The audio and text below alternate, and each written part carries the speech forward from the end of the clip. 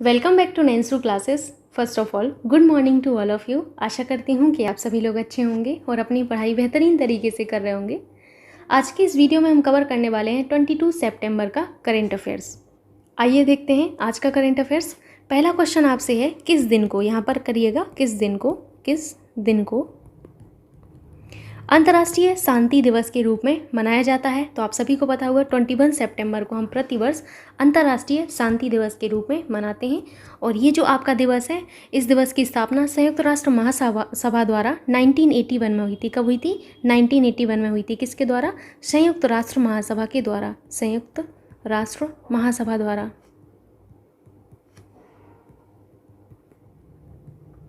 ठीक।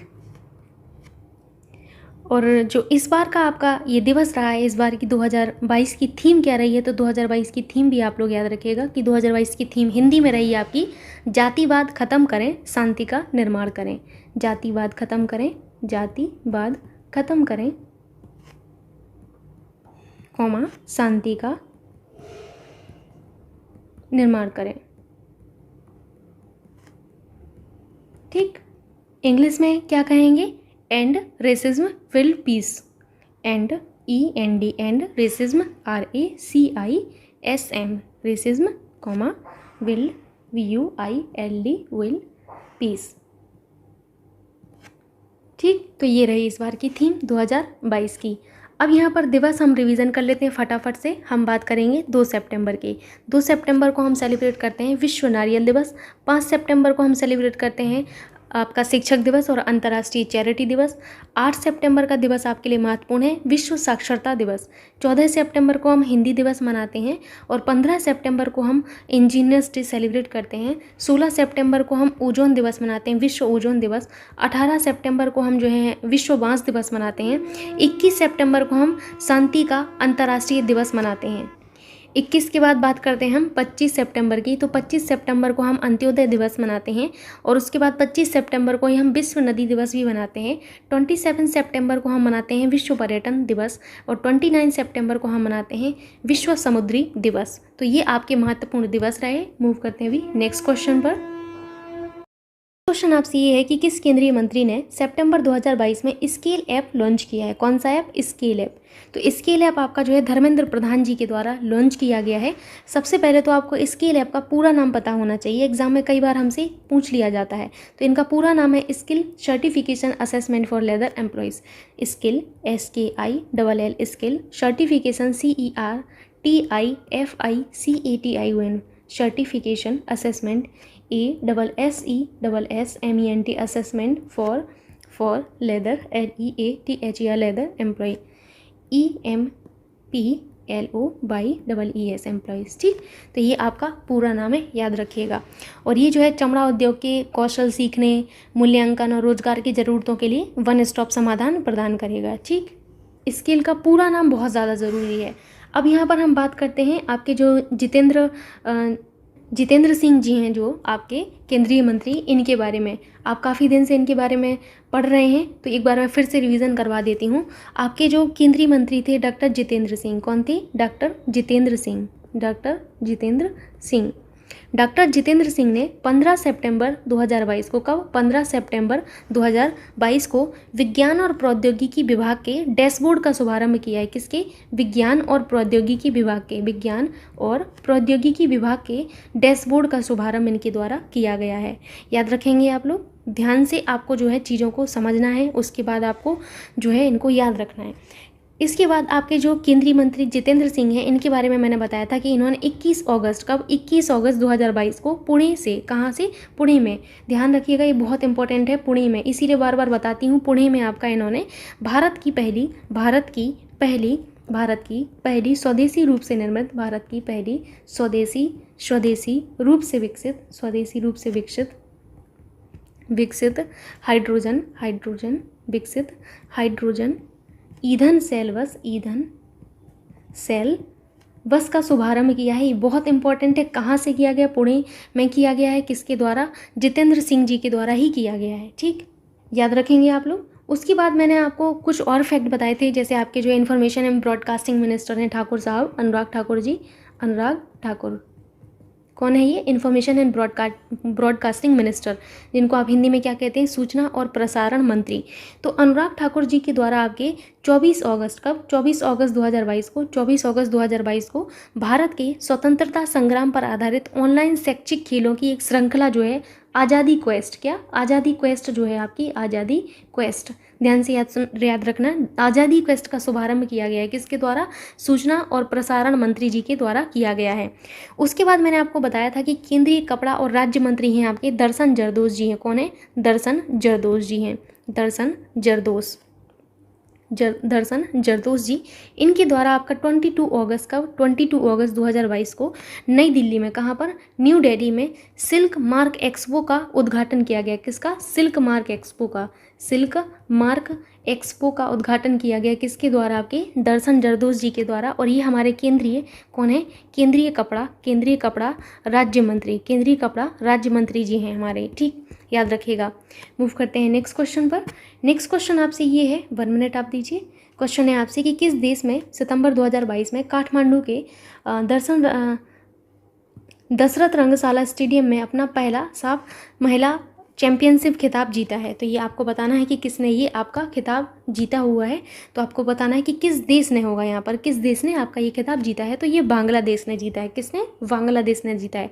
19 सितंबर 2022 को काठमांडू के दशरथ रंगशाला स्टेडियम में बांग्लादेश ने अपना पहला साफ महिला चैंपियनशिप खिताब जीता है, याद रखिएगा। इन्होंने किसको हराया है? तो इन्होंने नेपाल को हराया है। यानी कि नेपाल को क्या रहा है आपका? ओबियस सी बात है, ये उपविजेता ही रहे होंगे, इनको हराया है। उपविजेता नेपाल रहा है और आपका जो विजेता रहा है वो कौन रहा है? आपका बांग्लादेश रहा है, विजेता रहा है, ठीक। और आपकी जो बांग्लादेश की कप्तान है, बांग्लादेश की कप्तान कौन थी? तो बांग्लादेश की कप्तान थी सबीना खातून। कौन थी? सबीना खातून। सबीना खातून, इन्होंने जो है आपका शीर्ष स्थान हासिल किया हुआ है आपके इस मैच में, याद रखिएगा आप लोग, ठीक। अब हम यहाँ पर बात करने वाले हैं ऑल इंडिया फुटबॉल फेडरेशन के बारे में। किसके बारे में? All India football federation. All India football federation, FEDERATION federation, ठीक। अगर हम बात करें इनकी स्थापना कब हुई थी, तो इनकी स्थापना आपको याद रखना है 23 जून। कब हुई थी? 23 जून 1937 में इनकी स्थापना हुई थी। हेडक्वार्टर्स इनके कहाँ पर है? तो इनके हेडक्वार्टर्स आपके द्वारका में है। कहाँ पर है? द्वारका, दिल्ली में। द्वारका, दिल्ली में इनके हेडक्वार्टर्स हैं, ठीक, याद रखिएगा आप लोग। अब मैं आपसे बात करूँ अगर फीफा की, तो फीफा के बारे में भी आपको याद रखना है, महत्वपूर्ण है आपका फीफा की स्थापना आपकी 21 में कब हुई थी? 21 में 1904 को हुई थी। 21 में 1904 में हुई थी आपकी, याद रखिएगा। पेरिस फ्रांस में इनकी स्थापना हुई थी। कहाँ पर? पेरिस फ्रांस में इनकी स्थापना हुई थी। हेडक्वार्टर्स इनके कहाँ पर हैं? तो इनके हेडक्वार्टर्स आपकी ज्यूरिख स्विट्जरलैंड में। कहाँ पर है? ज्यूरिख स्विट्जरलैंड में है, स्विट्जरलैंड, ठीक। इनके वर्तमान में प्रेसिडेंट कौन है? तो याद रखिएगा इनके वर्तमान में जो प्रेसिडेंट हैं वो हैं आपके गियानी इन्फेंटिनो। कौन है? GIANI, ज्ञानी इन्फेंटिनो, INFANTINO, इन्फेंटिनो, ठीक। सो अभी मूव करते हैं नेक्स्ट क्वेश्चन पर, जो कि आपसे ये है, 1 मिनट आप लोग दीजिएगा। ये बहुत बड़ा सा क्वेश्चन था और इसमें आपको थोड़ा सा छोटा दिखेगा यहाँ पर मैं बोल रही हूँ, आप उससे कनेक्ट कर लीजिएगा, ठीक है, अगर छोटा दिख रहा हो तो। क्वेश्चन है 20 सितंबर 2022 को अंतर्राष्ट्रीय क्रिकेट परिषद ने सौरव गांगुली की अगुवाई वाली एक पुरुष क्रिकेट समिति की सिफारिशों की पुष्टि के बाद अपने खेल में कई जो बदलाव हैं उनकी घोषणा की है। निम्न में से कौन सा कथन सत्य है? ये बहुत अच्छा क्वेश्चन है। क्वेश्चन ये है कि आपकी जो अंतर्राष्ट्रीय क्रिकेट परिषद है, इन्होंने सौरव गांगुली की अगुवाई वाली एक जो पुरुष क्रिकेट की एक समिति थी, तो इस समिति की सिफारिशें थी कुछ, तो उन सिफारिशों के बाद इन्होंने कुछ बदलाव की घोषणा की है। उनमें से कौन से बदलाव जो हैं आपके किए गए हैं, कौन सा कथन आपको सत्य है बताना है। सबसे पहला है कि अब मांकड़ को अनुचित खेल नहीं माना जाएगा बल्कि इसे रन आउट कहा जाएगा, ठीक है। दूसरा स्टेटमेंट है कि लार के इस्तेमाल पर प्रतिबंध अब स्थायी होगा और खिलाड़ियों की गेंद को चमकाने के लिए लार का उपयोग करने की अनुमति नहीं होगी। यह बदलाव 1 जनवरी 2023 से लागू होगा। तो कौन कौन सी यहाँ पर आपके स्टेटमेंट सही हैं? तो याद रखिएगा, इसमें आपका ये बोला गया है कि अब मांकड़ को अनुचित खेल नहीं माना जाएगा बल्कि इसे जो है रन आउट कहा जाएगा। साथ ही साथ आपका जो सैलाबा होता है, लार सैलेबा जो होता है इसके इस्तेमाल पर प्रतिबंध अस्थायी होगा और खिलाड़ी जो है गेंद को चमकाने के लिए लार का उपयोग नहीं कर सकते अब। तो ये दोनों आपके सही हैं। और ये जो बदलाव है ये आपका 1 अक्टूबर, कब, 1 अक्टूबर 2022 से आपके लागू होंगे। याद रखिएगा 1 अक्टूबर 2022 से लागू होंगे। तो आपका ये जो थर्ड वाला कथन था ये गलत है। अंतर्राष्ट्रीय क्रिकेट परिषद जो है क्रिकेट की एक विशालकाय आपकी जो विश्व शासी निकाय है, याद रखिएगा। अंतर्राष्ट्रीय क्रिकेट परिषद की अगर हम बात करें किसकी, ICC की, international cricket council, international INTERNATIONL international cricket CRICKET cricket council COUNCIL council. अंतर्राष्ट्रीय आपकी जो क्रिकेट काउंसिल हैं आपकी, इनकी स्थापना कब हुई थी? तो इनकी स्थापना आप लोग याद रखिएगा, इनकी स्थापना 15 जून 1909 को हुई थी। कब? 1909 में हुई थी। ठीक है। इनके हेडक्वार्टर्स कहाँ पर हैं? ICC के हेडक्वार्टर्स आपके दुबई में है। कहाँ पर है? दुबई में है। ये कहाँ है? संयुक्त अरब अमीरात, UAE। ठीक। और अगर आपसे अध्यक्ष पूछा जाए वर्तमान में कौन है, तो अध्यक्ष आप लोग याद रखिएगा ग्रेग बार्कले। कौन है? ग्रेग बार्कले हैं। ठीक। सो इतनी चीज़ें आपको याद रखना है। मूव करते हैं अभी नेक्स्ट क्वेश्चन पर। आपको आपका आंसर मिल ही गया है और आपको समझ में भी आ गया होगा कि क्वेश्चन क्या पूछना चाह रहा था। ठीक। 1 मिनट आप लोग दीजिएगा। क्वेश्चन आपसे ये है कि देश में इलेक्ट्रिक टू व्हीकल वाहनों के लिए चार्जिंग इंफ्रास्ट्रक्चर स्थापित करने के लिए किस ऑटोमोबाइल कंपनी ने हिंदुस्तान पेट्रोलियम कॉरपोरेशन लिमिटेड के साथ साझेदारी की है? तो यहाँ पर याद रखिएगा कि हीरो मोटोकॉर्प लिमिटेड ने आपका जो है 2 व्हीलर्स वाहनों के लिए चार्जिंग इंफ्रास्ट्रक्चर डेवलप करने के लिए आपके जो हैं हिंदुस्तान पेट्रोलियम आपकी कॉरपोरेशन लिमिटेड के साथ, HPCL के साथ, किसके साथ? हिंदुस्तान पेट्रोलियम कॉरपोरेशन लिमिटेड के साथ आपका साझेदारी की हुई है। ठीक। देश में बिकने वाले 60% से अधिक इलेक्ट्रिक वाहन जो हैं आपके 2 व्हीलर हैं। कैसे हैं? अभी 2 व्हीलर ही हैं। अगर मैं बात करूं हीरो मोटोकॉर्प लिमिटेड की, तो जो आपके हीरो मोटोकॉर्प लिमिटेड हैं इनकी जो स्थापना है वो आपके लिए इतनी महत्वपूर्ण नहीं है, फिर भी मैं बता दे रही, 1984 में हुई थी। ठीक। इनके हेडक्वार्टर्स कहाँ पर हैं? तो इनके हेडक्वार्टर्स न्यू दिल्ली में है। और इनके संस्थापक कौन है? तो ब्रजमोहन लाल मुंजाल जो है इनकी संस्थापक हैं। कौन है? ब्रजमोहन लाल मुंजाल जो है इनके क्या हैं? संस्थापक हैं। ठीक।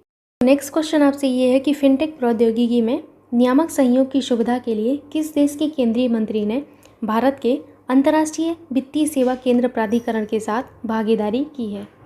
तो यहाँ पर आप लोग याद रखिएगा, फिनटेक प्रौद्योगिकी में नियामक सहयोग की सुविधा के लिए आपके सिंगापुर की केंद्रीय मंत्री ने भारत के अंतर्राष्ट्रीय वित्तीय सेवा प्राधिकरण के साथ आपका जो है क्या किया है?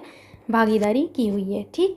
अगर मैं बात करूं सिंगापुर की, तो सिंगापुर की मुद्रा क्या है? सिंगापुरी डॉलर है। याद रखिएगा यहाँ की जो मुद्रा है वो सिंगापुर डॉलर है आपकी। ठीक। और अगर बात करूं यहाँ के जो राष्ट्रपति हैं वो कौन है, तो यहाँ के वर्तमान में जो राष्ट्रपति हैं वो आपकी हलीमा याकूब हैं। हलीमा याकूब,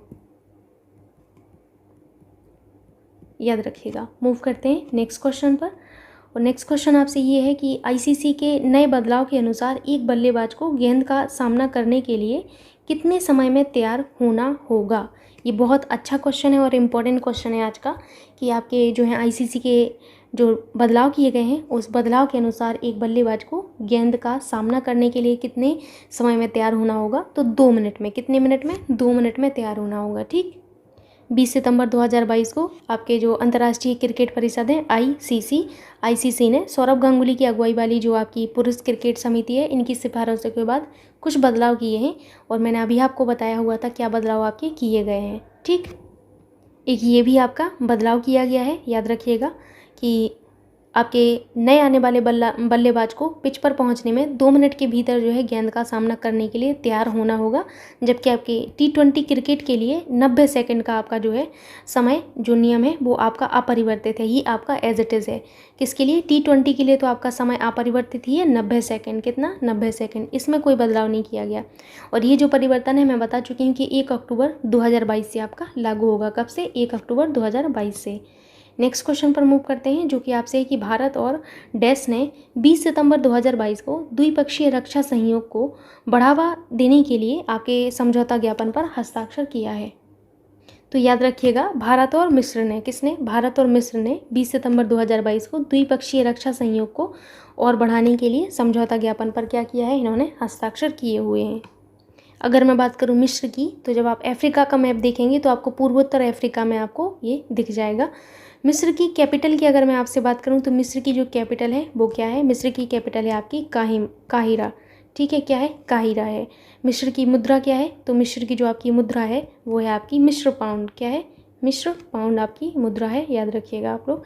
राष्ट्रपति की अगर बात करें तो यहाँ के राष्ट्रपति हैं अब्देल फत्ताह अल सीसी। ठीक, सो ये रहा आपका ये क्वेश्चन। मूव करते हैं नेक्स्ट क्वेश्चन पर अभी।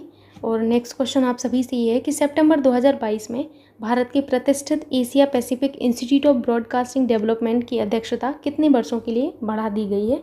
तो यहाँ पर आप लोग याद रखिएगा कि जो आपकी अध्यक्षता बढ़ाई गई है वो आपकी कितने समय के लिए बढ़ाई गई है? 1 वर्ष के लिए बढ़ाई गई है। कितने वर्ष के लिए? 1 वर्ष के लिए आपकी बढ़ाई गई है। भारत के प्रतिष्ठित Asia Prashant institute of broadcasting development की अध्यक्षता आपकी 1 वर्ष के लिए बढ़ाई गई है। अगर मैं आपसे बात करूं AIBD की, AIBD का मतलब क्या है?